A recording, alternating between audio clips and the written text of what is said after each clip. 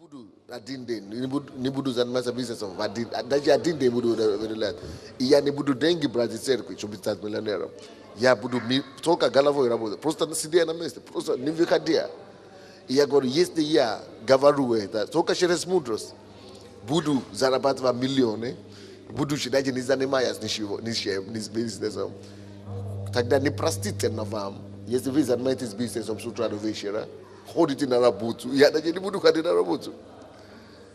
Ito budu zarabat 20 million. Just vi hold it takda na Arabutu. Suda no vejo. Igavani to ya businessman. We veni mong jeti zarabutu ay 3 million. Takda va pshi. Grosh kakta am gavani sena grosh sena vamele. Grosh sena vam. Takda zashim takda vizani mai testa. Kakda drugoi katore va pshi tu da ni idiot. Ni na Arabutu ni kuda ni hold budu zarabat budu timet million. Problema. Então, estes animais, nada os animais por crutomo, por crupnomo. Etas não nada seus nat, estou bem pacarita tá treino. Nada no seus nanes nat para bristi, nada para bristi seu blagadat, seu não nem pamazano, seu tosto nusda. Nada para os seus nat, pacar não, isuchat, os animais, rabuta, não. Pahat, tak, shobi pakarit. To jest libo ve budete pabedit mamono i gospodo nad nim i pakariat его, tak shobi on потом работал по вашим условиям и служил Богу по вашим диктовкам, либо вы будете работать по его диктовкам. Это не значит, что вы служите мамоне, что вы, как там люди, что вы только ходите, занимаетесь работой и вы не ходите в церковь. Не об этом речь. Если вы служите мамоне, это значит, что вы можете не служить мамоне, а все равно мамона будет иметь власть над вами. Каким образом? Если вы работаете больше всего, ходите на работу, и не можете себе позволить, что вы хотите, и тогда, когда вы хотите, вы не можете себе позволить деньги, чтобы они делали то, что вы хотите. Вы не можете сидеть дома, когда вы хотите. То вы делаете то, что работа диктует вам. Надо одеть на работу, бегите на работу. О, сегодня понедельник, я бегу на работу. О, завтра это самое. То есть, получается, что не вы диктуете условия работы. Это работа диктует условия вам. Вы не можете распределить свое время, как хотите. Вы не можете ходить в церковь, когда хотите. Вы не можете служить, когда вы хотите. Вы не хозяином себя, свое время, свои деньги. Вы не можете купить то, что вы хотите, когда вы хотите, потому что деньги, вы говорите, о, нету денег. То есть финансы диктуют вам по всей шагу. Это проблема. Не вы господствуете. Что я имею в виду, что покорить мамоне. Это значит, вы берете власть над мамоной. Вы говорите, нет, я знаю, это я знаю, когда я пойду на работу, я знаю, когда я не пойду, я знаю, когда мне идти на служение, я знаю, когда мне надо в церковь идти, я знаю, когда мне надо то делать. Это я решаю. Я решаю. То есть я настолько свободен, я настолько имею контроль над этим бизнесом, я настолько имею контроль над этим делом, я настолько имею власть над моим временем, над моим финансовым бизнесом, что я хозяин, я покорил. И покорил не только работу мою, и говорю, я сам себе хозяин, и я ничего все равно не зарабатываю. Это не об этом. Я имею в виду, что вы покорил так, чтобы зарабатывать максимально и расти в прибыли максимально. И покорить так, что не работа тебе уже диктует. Потому что многие успешные люди в мире действительно без труда, без работы. Если ты не будешь трудоголиком, ты не можешь быть успешным. Но многие люди в мире, они становятся не только трудоголиком, они становятся рабом вообще работы. Рабом труда. Это как в немце. Рабом, рабей. Ну, просто с понедельника до пятницы. Просто рабей просто. То есть, вы сможете сказать, нет, а я хочу поехать на конференцию, я решаю, что я хочу поехать на конференцию. А некоторые не могут, потому что работа. Это уже не они уже себе не принадлежат, и Богу тоже не принадлежат, потому что работа принадлежит, командует. Они не могут идти на служение, работа диктует. А я могу контролировать работу, потому что я решаю. Так должно быть. Я господин nad momone, ja gospodin nad no duhom mira, ja hazajn swoje жизни i Bóg hazajn mojej жизни. To jest i to jest same z finansami, z dengami. To jest многие люди, они сами не знают, что они контролируют деньгами. И потому что они все, что они делают и могут делать, зависит от того, сколько денег есть. Если деньги есть, я смогу это делать. О, я этого не смогу делать. О, не могу делать, не могу. Почему? А денег нет. Значит, деньги тебя контролируют. Значит, деньги тебя диктуют. Если ты не можешь это делать только потому, что деньги тебя, у тебя денег нет, значит, господин не ты, а господин деньги. Если ты не можешь туда идти, потому что тебе надо на работу, значит, ты господин не ты, господин работа. Это рабство. И такие ситуации, они уводят мужей. Почему очень часто люди начинают заниматься бизнесом, и у них проблемы в семье возникают? Потому что очень часто работа собирает мужей от жен. Работа собирает, потому что работа становится господином над ним, что жена уже даже его не видит. Иногда тоже женщины тоже начинают так работать, что работа становится Богом над ними. So, работа собирает их от мужей или от семьи. Это проблема, это рабство по-настоящему. Поэтому мы должны быть свободны вот здесь сначала. И знать, кто я, что я хочу, почему я вообще этим занимаюсь. Я занимаюсь это не то, чтобы я потом поработился, и чтобы я сам стал рабом этой работы. Чтобы потом я не мог ничего сам делать. Нет, я занимаюсь этим, зарабатываю деньги, наоборот, чтобы я мог быть свободен, чтобы я мог распорядить свое время. Говорю, а я себя могу позволить остаться вообще дома сегодня с детьми только. Просто с детьми посидеть. Вот почему я занимаюсь бизнесом, чтобы я имел власть быть свободным. То есть я поэтому и занимаюсь бизнесом, чтобы я поэтому заработал эти деньги, чтобы я мог быть независимым. Вот я вообще независимый, потому что я могу себе позволить, потому что я уже других людей понял, я уже других людей поставил. То есть это совсем другая постановка вопроса.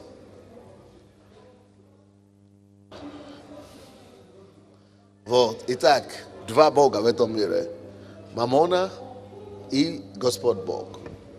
Но если мы верующие, это еще не значит, что мы освободились от влияния Мамоны. Мамона страшная сила владеет. Оно контролирует на каждом шагу, как я уже сказал. Контролирует нас через эту систему мира сего.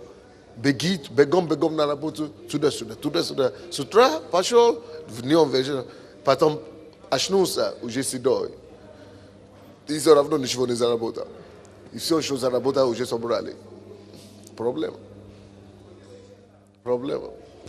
Поэтому надо для себя решить, что нет, я вообще личность. И я вообще принадлежу Богу прежде всего. И все остальное, что я делаю, я контролирую его. Не позволяю им порабощать меня. Теперь непосредственно деньга. Если бы бизнесмен, давайте будем о деньгах говорить.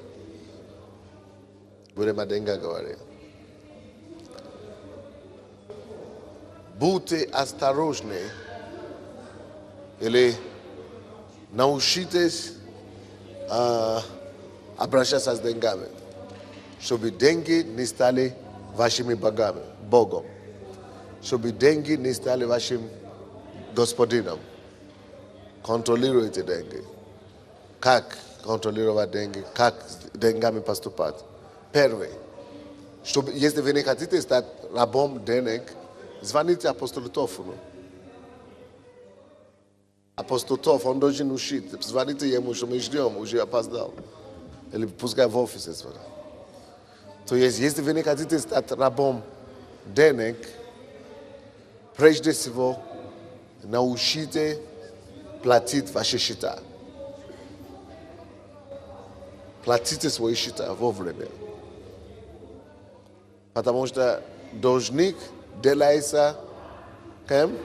Рабом взаимодавца. Имейте такой принцип, что я не буду ни от кого зависеть. Я буду платить свои счета. То ли это счета по квартире, по электричество, квартплата, то ли это по воде, электричество. Я всегда буду свободен. Потому что ты не платишь, ты не свободен. То, кому ты должен, тот планирует твою жизнь для тебя. Он начинает тебя гонить. Иди туда. Как ты можешь вообще здесь сидеть, когда ты должен зарабатывать деньги на мои это самое? На мои деньги. Второй закон, то, что вы должны знать о деньгах.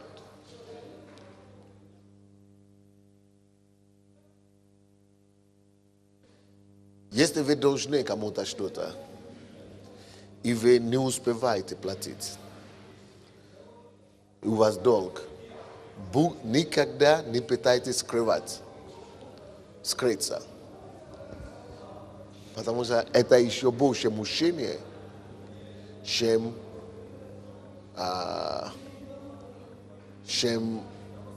просто работать на деньги. Это дважды рабство. Это рабство физическое, что вы должны отдать деньги, а хозяин вас контролирует.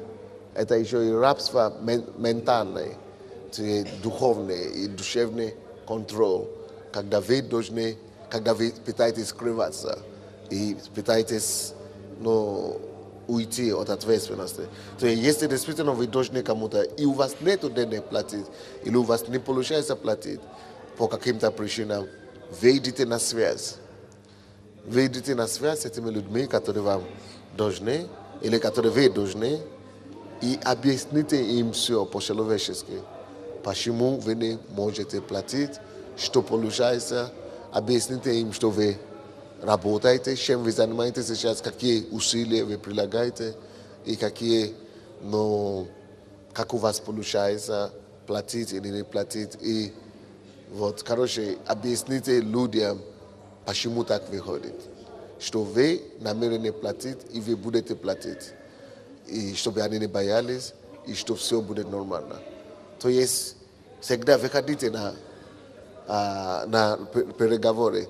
Но когда вы выходите на переговоры, не только надо выходить и говорить, я заплачу. Нет. Надо выходить с конкретным планом. Надо приходить к вашему должнику или законодавцу и принести конкретный план расчета. Что вот у меня такой план, что я буду платить, я работаю, сколько я получаю, сколько моя зарплата, и сколько я буду давать в месяц, или, это все есть, это совсем другое учение, как рассчитаться с долгами, как выйти из долгов, это совсем другое учение, можно это делать в следующий раз. Вот. Притчи 22:7. У кого-то есть там у вас? Вы прочтите мне.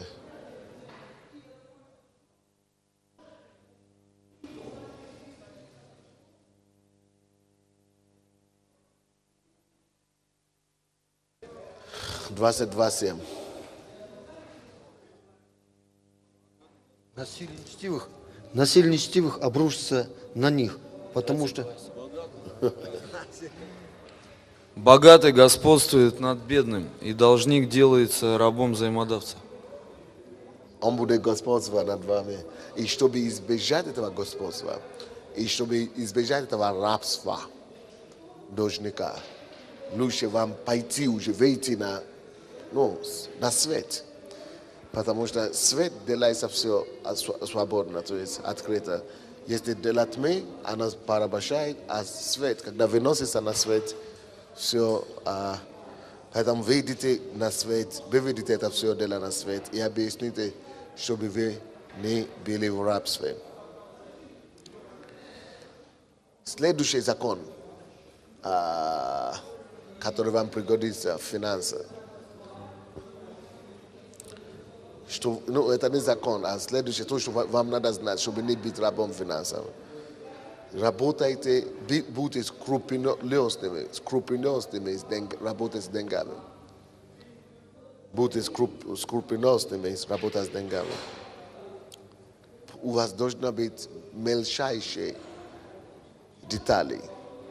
Вы должны иметь очень подробные, очень научитесь хранить как это называется, статистику, как no, скрупулезными, научите быть скрупулезными с деньгами. И проблема с людьми, которые имеют проблемы с деньгами, в том, что они просто говорят, это $100, это 120, ну 100 с чем-то там, ну 200 с чем-то, ну 220, ну я не помню, 200. Но с деньгами нельзя так работать. Люди, которые не умеют обращать внимание на детали и не умеют считать деньги, никогда не могут быть богатыми. Все богатые люди жадные. Вы знаете, почему мы их называем жадными? Потому что они считают мельчайшие копейки. Детали считают. До копейки все считают. Вот, если вы хотите, чтобы деньги к вам пришли, вам надо уметь уважать деньги. Вам надо иметь правильное отношение к деньгам. Вам надо ценить каждую копейку. Вам надо... Вы знаете, почему американцы говорят, что американцы жадные? Что если американец тебе подарит $100, это вот, молодец. Это потому что они знают, каким потом им пришлось заработать эти деньги. Это значит, что они знают цену денег. Они работали, они мучились, они знают цену денег. Не то, что у нас, наши люди, которые здесь были, и как наши люди работают. Они мафиозные, да? То коммунисты раздали деньги, то мафиозные раздали деньги, то очень мало ценим денег. Вот. И потому что нету ценности деньгами, так и не умеем их считать. Но настоящие богатые люди, которые зарабатывали свои деньги, они обращают внимание на каждую деталь, на каждую копейку. Они уважают деньги. То, что ты уважаешь, приходит к тебе. Если ты будешь уважать деньги, не любить деньги. Потому что любовь к деньгам – это все хана, кошмар. Это начало краха. Ты начнешь жить только для денег. Но я имею в виду, что уважаешь, посчитаешь. Ты не считаешь, что это такое. Что $100, что такое $100? Это значит, ты его не заработал. Если ты не умеешь посчитать эти деньги, значит, ты не посчитаешь труд, который был положен, чтобы эти деньги были заработаны. А если ты не посчитал этот труд, который был положен для этих денег, значит, ты также не посчитал жизнь, который положил свой труд, чтобы эти деньги заработать. А если ты не положил, ты не уважаешь труд человека, который положил себя на это, чтобы заработать эти деньги, значит, ты не уважаешь жизнь этого человека, потому что труд – это трата нашей жизни. Мы тратим нашу жизнь. Мы тратим нашу жизнь. Если ты не уважаешь эти деньги, получается, ты не уважаешь жизнь человека, который потратит свою жизнь на труд, чтобы получить эквивалент этих денег. Люди, которые не уважают деньги, это потому что они не уважают труда, или они вообще сами не трудились, они не умеют трудиться, или они не... Поэтому жизнь для них не будет ценна. Потому что они не уважают не только денег, они не уважают себя, они не уважают труда других людей. Они люди, которые по дешевку все получают. И это проблема. Поэтому цените труд. Но если вы не работаете, вы не можете ценить труд. Если вы не работаете, вы не можете, или если у вас дешевые, или если через воровство, вы получаете деньги, или через какие-то быстрые способы, вы не можете ценить деньги. И вы не можете ценить труд, вы даже не можете понять, о чем речь идет. Но вот, если вы будете ценить деньги, вы не будете никогда сжигать деньги, вы не будете тратить деньги зря, вы не будете деньги тратить на то, чтобы курить, пить или блудить, потому что вы цените свою жизнь, вы цените труд, который ложится на эти деньги. То есть, это потрясающая вещь. Если ты ценишь деньги таким образом, деньги к тебе идут. То, что мы уважаем, к нам переходит. То, что мы посчитаем, к нам идут. То, что мы респектируем, приходит к нам. Если мы будем уважать и хорошо относиться к деньгам, деньги начинают идти к нам, потому что мы будем знать, как их зарабатывать. Потому что мы посчитаем его, мы будем преобращать их к себе.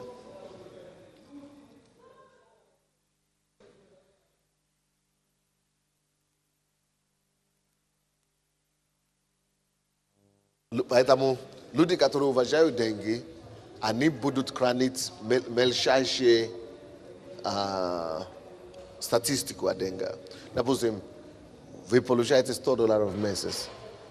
Если вы действительно хотите, чтобы стать богатым, вы должны уметь дать отчет в конце месяца, как вы затратили эти деньги. Не надо говорить, что ну, $50 я дал туда, я не знаю, как там пошло, или что, или $20 я туда дал на семью, на жену, общими такими фразами. Это не то. Если вы хотите действительно стать богатым, надо, чтобы эти деньги были, вы будете знать, куда каждый копейки пошел, что куда пошел, потому что человек, который умеет считать деньги, который обращает внимание на каждую деталь деньгами, он также автоматически ценит эти деньги и думает, как его приумножить. Если вы думаете, если вы умножаете,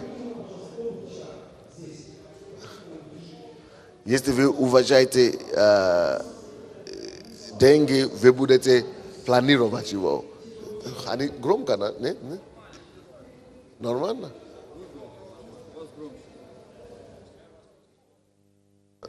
Тогда мы будем им мешать.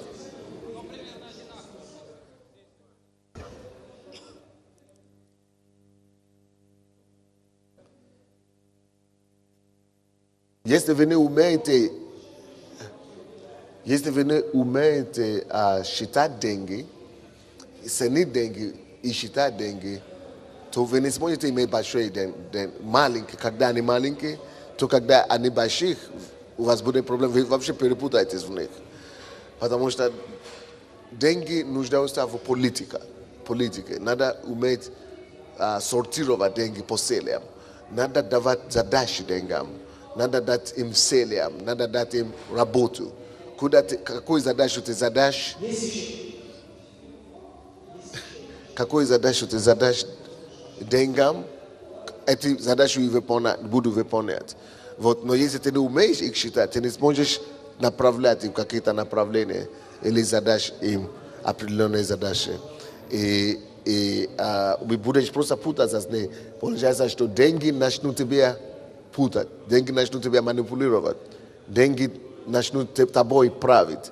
И как раз мамона начнет доминировать над нами, вместо того, чтобы мы доминировали над мамоной.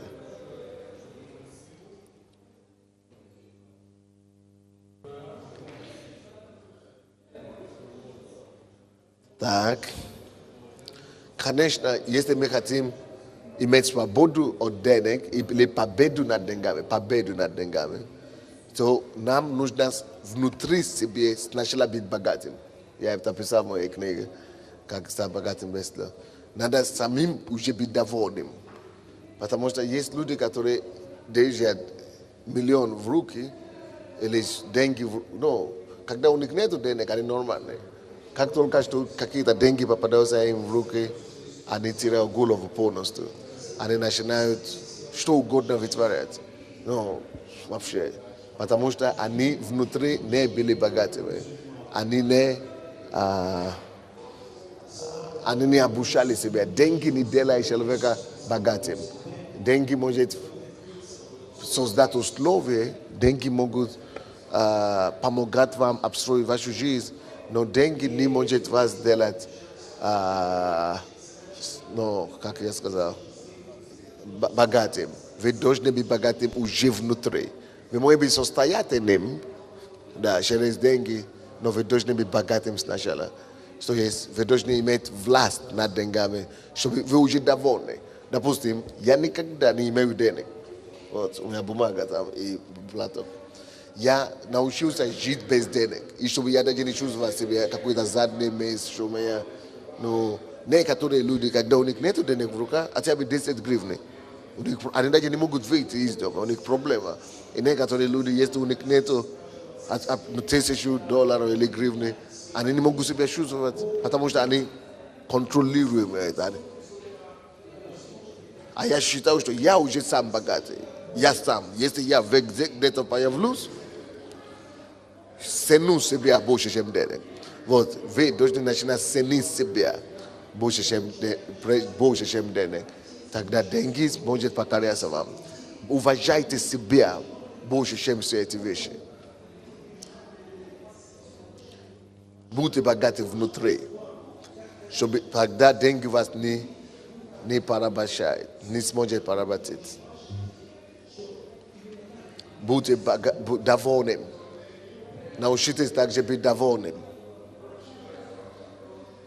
Если вы не будете довольными, потому что деньги и богатство будут приходить к вам по этапам. По этапам. Если вы не научитесь быть довольным, есть такая пагубная слабость у каждого человека, называется алчность, да? Алчность, да? Или алчность, да, алчность. Она вас погубит. Есть только довольство, умение быть довольным может остановить алчность. Алчность и корость, и, как это называется, какое-то еще слово. А? Нет, алчность, корость, серебролюбие. Серебролюбие, оно очень опасная вещь. Она очень опасная вещь. Если вы не будете довольны, серебролюбие вас уничтожит просто. Просто вас разорвет в куски. И поэтому нам надо работать над собой, чтобы быть уже до того, как большие деньги придут, чтобы быть уже свободным от них, чтобы быть довольным. Если у меня $100, я счастлив с этим. Конечно, я хочу больше иметь, буду стремиться к тому, чтобы больше зарабатывать, но я уже счастлив, я уже довольный. Потому что почему многие люди попадают в неприятности? Именно из-за того, что они хотят сразу много. Алчность, она толкает людей на то, чтобы сразу захочется зарабатывать, сразу все взять. А если ты очень сразу все взять, ты попадаешь в разные искушения, разные неприятности и обман. Человек, который хочет сразу все много заработать, он попадается в обман других людей. Люди ставят сети для таких людей. Они начинают тебя предлагать нереальные вещи. Они знают, что у тебя нет силы противостоять. У тебя нет морал сказать, нет, это нереально. Они знают, что ты хочешь больше и больше. И поэтому они тебя кидают такие предложения, которые собирают то, что у тебя есть. Ты попадаешься. Они тебе начинают предлагать сделку, что давай инвестируй или вложи все это сюда. И ты начинаешь туда положить. И из-за того, что у тебя нет самоконтроль, ты даешь все то, что у тебя есть, ты иногда некоторые даже в долг залазят. Они берут у других, потому что больше хотят и попадаются. И чаще всего люди, которые... бывает такое, что человек был богатым и потерял все. Чаще всего по этой причине бывает. Это все у нас есть. Это жажда, не жадность, алчность и серебролюбие. Это корень есть у всех нас. Но мы должны контролировать это постоянно. Мы должны работать над собой, чтобы быть довольным и чтобы быть не только довольным, но чтобы быть богочестивым. Следующая вещь, что может вам помочь быть свободным от власти денег и все равно покорить денег. То есть, если вы свободны внутри, легче вам будет покорить денег снаружи. Но если вы не свободны внутри, то деньги вас не только победит и уничтожит потом. Следующее, что вы должны знать. Поймите, что настоящее богатство идет от Бога. Нужно зарабатывать деньги Божьими принципами. Лучше, то есть, если вы не знаете, только то богатство, которое Бог дает, обогащает и печаль с собой не приносит. Поэтому стремитесь так, зарабатывать деньги, так как по-божьему, по-доброму, так как печаль не принесет вам. То есть, не убивайте людей, допустим, чтобы иметь денег. Это все равно вам потом принесет неприятность.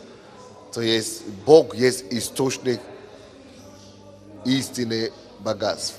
И только когда мы зарабатываем деньги по его принципам, тогда это принесет нам счастье. Ты не можешь украсть у другого, чтобы надеяться быть счастливым самому.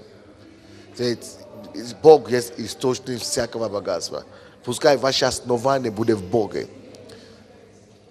То есть будьте утверждены в самом Боге, что Он ваш источник, что Он ваша основа, и Он тот, который вас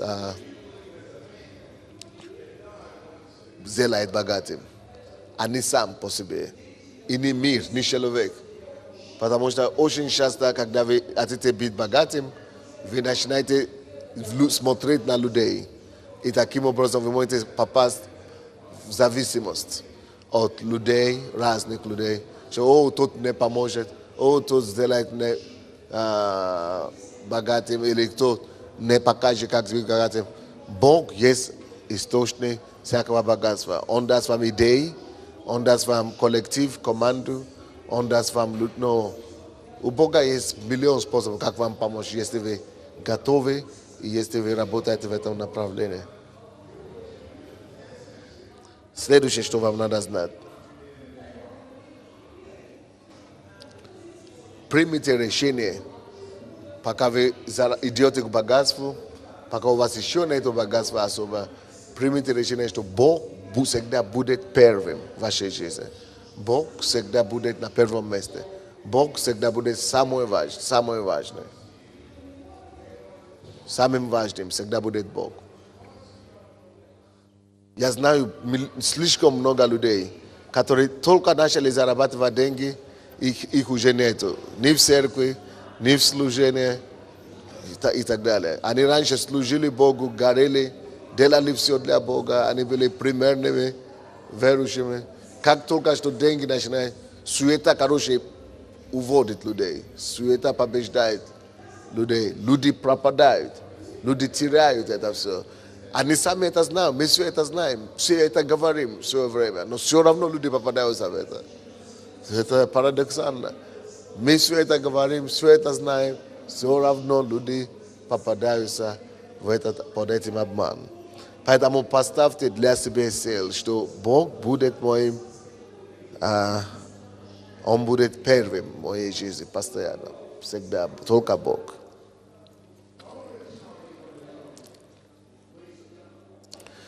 Следующее. Если вы не хотите, чтобы деньги принесло вам неприятности, примите решение для себя сейчас. Что касается денег, вопросов денежных в семье, вы будете решать совместно вопросы о деньгах с супругой. Если вы будете как Господин Бог в семье и говорит, да, на тебе это, столько тебе, возьми это. Если вы будете только царь и помещником, и кулаком дома, у вас так и будет отношения, у вас будет проблема. То есть четверть всех, 25% всех проблем семейных приходит из того, что, это денежный вопрос. Денежный вопрос – это 25% причин, почему неприятности и проблемы в семье. Чтобы избежать эти проблемы в семье, сейчас примите решение, что у вас будет семейный совет. Если вам продать по $300 или $400, это потому что нет у меня денег. Если вы не дадите сейчас деньги, чтобы сейчас в начале этого проекта быть участником, так вам эта квартира будет обходиться $300. Люди начали продавать свои квартиры в Киеве, снимать дом и дали ему, чтобы на квартиру. Он говорит, у тебя сколько комнат надо? Они говорят, мне нужно трехкомнатные. Он говорит, трехкомнатные, это, допустим, скажем, 60 квадратных метров, да, или сколько там, или 70 квадратных метров. Если бы это считать по $1000, сколько это получится? А сколько? 70 тысяч. А если считать по $400, сколько получится? 30 тысяч. Вот. Ты выбери, какой хочешь. Люди, короче, начали продавать квартиры, дали ему за 2 комнаты, за 3 комнаты. И он купил первый. Он, ну, 10 человек собрались, дали ему деньги, что мы хотим иметь квартиру здесь, квадратный метр. Некоторые люди не смогли квартиру купить. Некоторые только 10 квадратных метров, некоторые 5 квадратных метров. Короче, таким образом, за год, они начали год назад, на сегодняшний день они уже строят на $1 миллион. Через год. Идеи. Конечно, пришлось очень много барьеров, много убеждать людей, кто-то говорит, я не верю, не получится у вас, дай мне деньги обратно. Ладно, а кто-то, допустим, они обнаружили, что купить землю, это еще мало дело. Разрешение надо получить. Как оформили все разрешения, бумаги, все мало халахита. Взял партнера, который понимает в этом плане, занимался с утра до вечера, и вот $1 миллион за год. Другой пример. Брат, тоже из церкви здесь, 7 месяцев тому назад, он работал брокером. Ну, квартиру ходил, продавал. И он здесь был на служении, и смотрел сюда, и видел этот дом. Не это красный, не это желтый, а вот это рядом здесь строится, только что строится. Не достроено, сейчас строится. Вот только 7 месяцев тому назад они начали строить, 8 месяцев тому назад, или сколько, полгода. Или, ну, 8 месяцев начали строить. И он говорил, он здесь сидел, он думал, ну, когда начало служение, он смотрел и говорит, здесь же ничего не было год назад. Уже сейчас строит. Откуда у этих людей денег? Ну, а у него $3000 долга было. Говорит, откуда у этих людей денег? А я начал учить деньги, вы помните, да? И он говорит, а я говорю, не надо использовать свои деньги, чтобы строить. То есть вам надо... Он говорит, они же привлекают, он понял, что эти люди же привлекают деньги каким-то образом. Это инвестиции. Он говорит, как это делать, он не знает. И он говорит, он пошел на работу к своему начальнику и говорит, слушай, короче, что он сделал? Он пошел, начал искать землю. Он говорит, я буду такое делать. Верой. Он нашел землю, которая продается за $500 000. Участок 300 или что-то там. И пошел искать людей, которые хотят инвестировать деньги. Не банк, а люди, которые просто хотят дать деньги, чтобы работали деньги. И он пошел к своему начальнику. Он говорит, у меня есть земля. Он поговорит с этим человеком, просто на слова, что если я приведу деньги, вы продадите мне. Короче, он нашел деньги, кого он нашел, ему не дали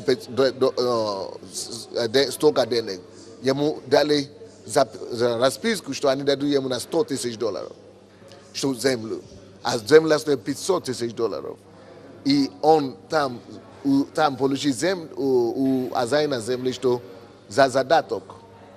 Ну, что они ему дадут землю. Он получил задаток. Короче, договорился между тем и тем, чтобы не рассказать историю. Он рисковал и много это сделал, искал туда-сюда. На сегодняшний день он уже сделал $5 миллионов. Только за 7 месяцев. Потому что построил одно здание. Но купил сначала, вот то же самое сделал. Еще не купил участок.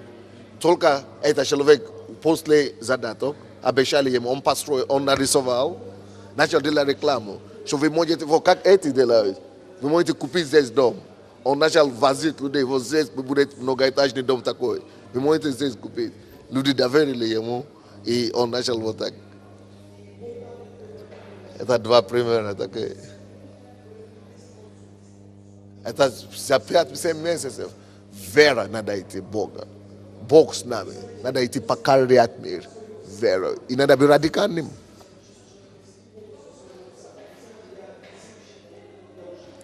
Нет вопросов больше, да?